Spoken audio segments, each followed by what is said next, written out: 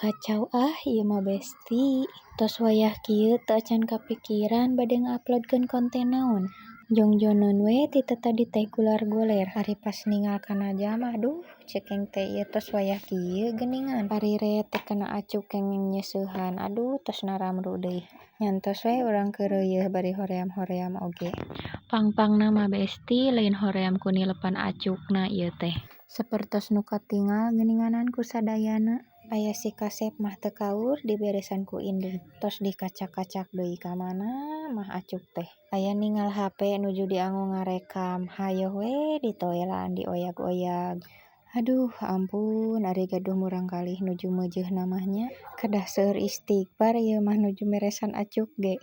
Ketang kitu we meureun nya besti ari nu garaduh murang kalih alit mah. Kedah diseueurkeun sabarna panginten. Da upami tos ageng mah panginten mak nya ngabangor wae. Buat teuing sia besti, ieu teh adalah masa-masa yang paling merindukan di masa depan mah. Da geuning ayeuna mah teu karaos waktu teh. Asa tereh kitu sadinten-sadintenana teh.